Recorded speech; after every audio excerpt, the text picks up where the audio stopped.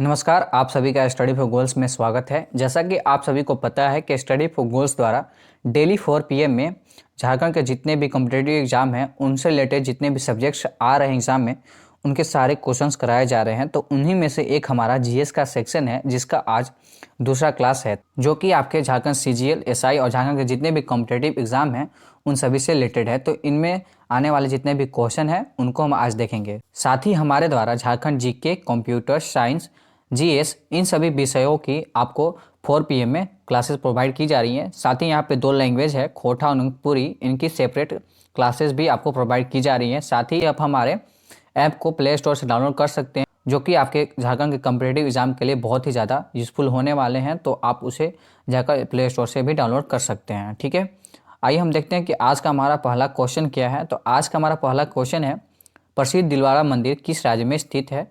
तो यहाँ पे आपके ऑप्शंस हैं उत्तर प्रदेश, राजस्थान, महाराष्ट्र और मध्य प्रदेश।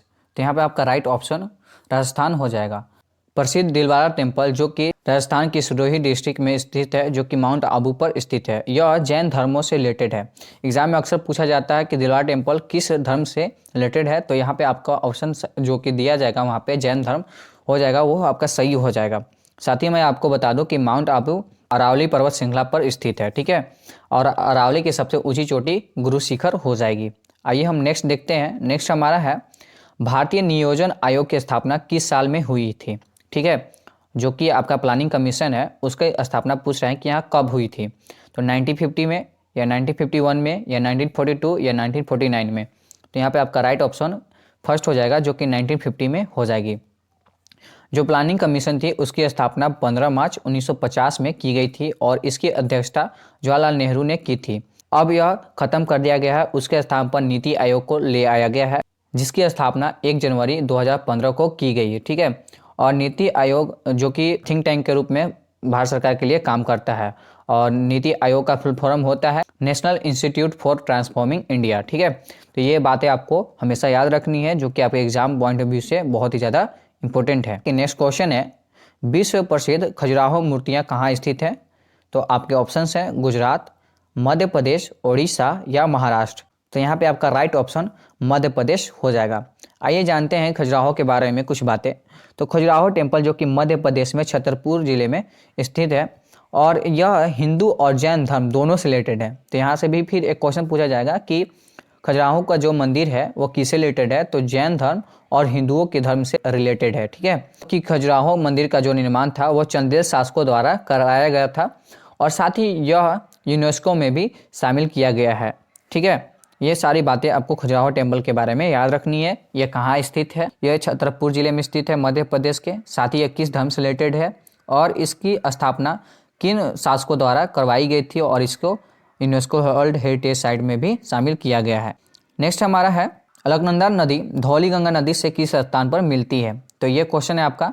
तो यहाँ पे आपके ऑप्शंस हैं रुद्रप्रयाग, विष्णुप्रयाग, नंदप्रयाग या कर्णप्रयाग। तो यहाँ पे आपका राइट ऑप्शन बी हो जाएगा, जो कि विष्णुप्रयाग में आकर मिलती है। अब मैं इसके बारे में कुछ और भी बातें बता देता हूँ, जैसे कि अलकनंदा की 2 धाराएं धौलीगंगा एवं विष्णुगंगा जो कि विष्णुप्रयाग में मिलती है, और निरंतर आगे बढ़ने पर अलकनंदा से कर्णप्रयाग में पिंडारी नदी मिलती है, जबकि रुद्रप्रयाग में अलकनंदा मंदाकिनी से मिलती है। तो ये आपको बातें याद रखनी है। ये बेसिन से रिलेटेड क्वेश्चन है जो कि एग्जाम में अक्सर पूछे जाते हैं। ठीक है, जैसे कि पूछता है कि गंगा का निर्माण किन 2 नदियों के मिलन से होता है और यह कहाँ आकर मिलती हैं। तो नदियों से रिलेटेड ये जो बेसिन एरियाज की जो बातें होती है वो आपको हमेशा याद रखनी है। जैसे कि पूछा जाता है कि 2 नदियों के बीच के क्षेत्र को क्या बोला जाता है। तो दोआब बोला जाता है। ठीक है, ये नदी आ रही है और ये साथ में ये नदी आ रही है, तो ये बीच का जो भाग है इसे दोआब बोला जाता है। ठीक है, तो ये सारी बातें आपको याद रखनी है।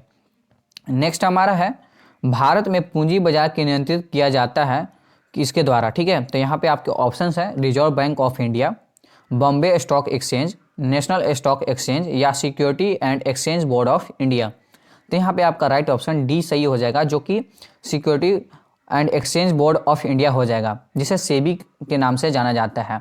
ठीक है, इसकी हेडक्वार्टर मुंबई में हो जाएगा और इसकी स्थापना 12 अप्रैल 1988 को की गई थी। साथ ही मैं आपको बता दूं कि इसके हेड जो है हो जाएंगे अभी अजय त्यागी हो जाएंगे, जो कि अक्सर एग्जाम में पूछा जाता है। नेक्स्ट हमारा है, सुप्रीम कोर्ट के जज की रिटायरमेंट की उम्र क्या है। तो आपके ऑप्शंस हैं 65 वर्ष की आयु तक, 58 वर्ष की आयु तक, या 60 वर्ष की आयु तक, या फिर 61 वर्ष की आयु तक। मतलब ये पूछा जा रहा है कि यहाँ पे कितने वर्ष हो जाने पर उन्हें अपने पद से हटा दिया जाता है। तो यहाँ पे आपका राइट ऑप्शन फर्स्ट सही हो जाएगा, जो कि 65 वर्ष की आयु में सुप्रीम कोर्ट के जज को हटा दिया जाता है। इसके लिए आर्टिकल 124 है, साथ ही यह भाग 5 में आता है जो कि यूनियन का पार्ट है। ठीक है, साथ ही मैं आपको बता दूं कि सुप्रीम कोर्ट जज बनने के लिए जो अयोग्यता चाहिए वो आर्टिकल 124(3) के क्लाउज में लिखा गया है। ठीक है, तो ये बातें मैं आपको इसमें रिलेटेड क्या क्या बातें लिखी गई हैं वो मैं आपको बता देता हूँ। सबसे पहले तो वह सिटीजन ऑफ इंडिया होना चाहिए, साथ ही वह हाई कोर्ट में 5 साल तक जज के रूप में प्रैक्टिस किया होना चाहिए, या फिर 10 ईयर्स तक एक्सपीरियंस होना चाहिए एंड एडवोकेट किसी भी हाई कोर्ट में। तो ये सारी बातें सुप्रीम कोर्ट जज बनने के लिए आवश्यक है। नेक्स्ट हम देखते हैं कि हमारा क्वेश्चन है, निम्नलिखित में से कौन सा राष्ट्रीय पार्क उत्तर प्रदेश में स्थित है? Anamudi Shola National Park, Dudhwa National Park, या बांदीपुर नेशनल पार्क, या बालपहकराम नेशनल पार्क। तो यहाँ पे आपका राइट ऑप्शन सेकंड सही हो जाएगा, जो कि दुधवा नेशनल पार्क हो जाएगा। आइए मैं यहाँ पे कुछ और भी नेशनल पार्क है उनके बारे में बता दूँ, जो कि अनामुड़ी जो कि आपका केरला में स्थित हो जाएगा, और जो कि बांदीपुर हो जाएगा वो आपका कर्नाटका में स्थित हो जाएगा। तो ये बातें भी आपको याद रखनी है, ऑप्शंस के साथ भी हमें देखना है, ऑप्शन से भी हम एलिमिनेट कर सकते हैं। ठीक है, नेक्स्ट हमारा है वर्ल्ड तंबाकू दिवस कब मनाया जाता है, मतलब विश्व तंबाकू दिवस कब मनाया जाता है?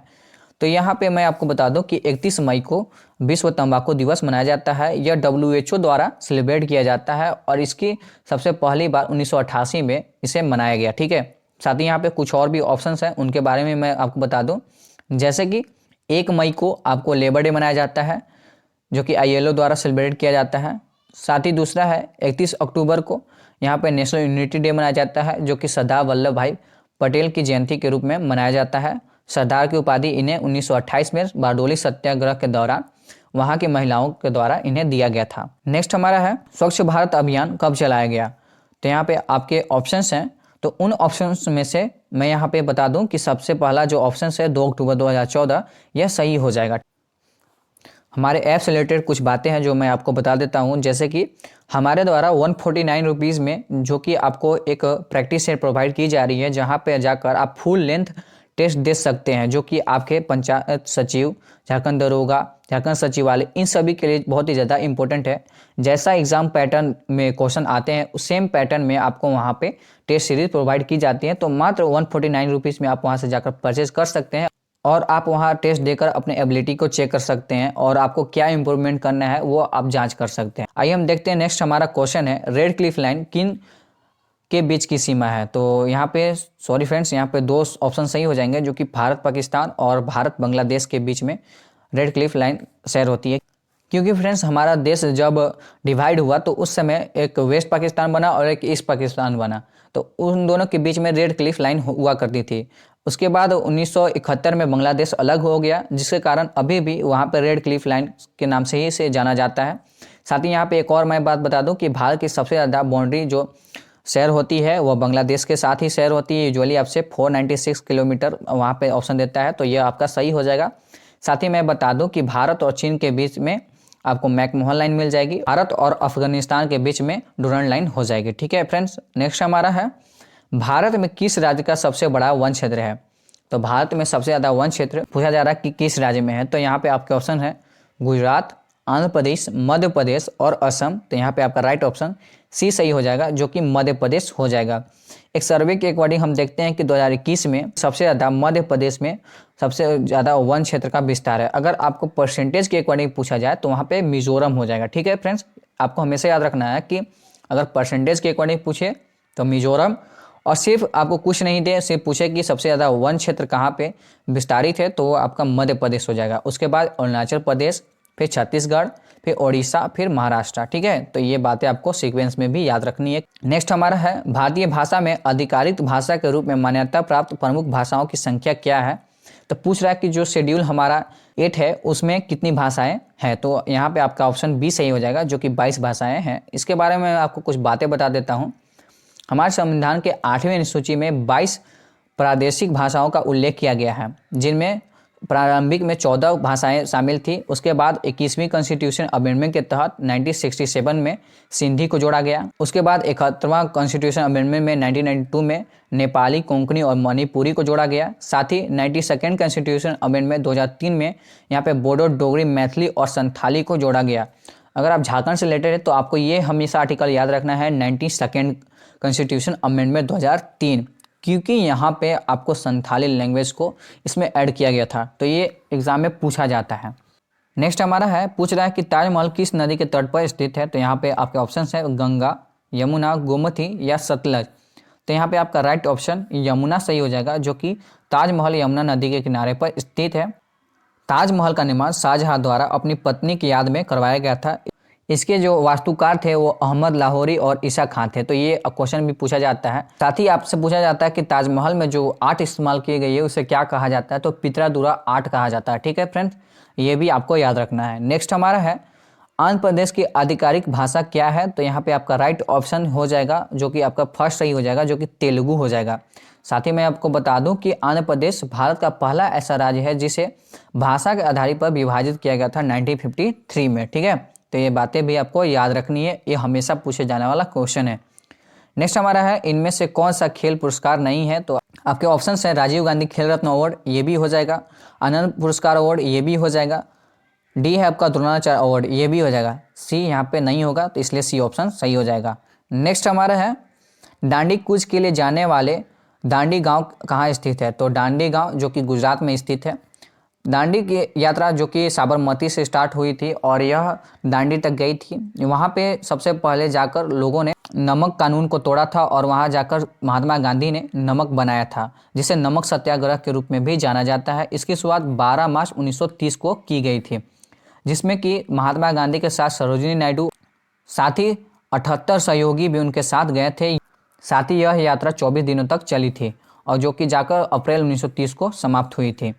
नेक्स्ट हमारा है, इनमें से जायद फसल का उदाहरण कौन सा है। तो जायद फसल जो कि हरी सब्जियों के लिए जाना जाता है, इसमें सबसे पहला ऑप्शन ही सही हो जाएगा, जो कि ककड़ी हो जाएगा।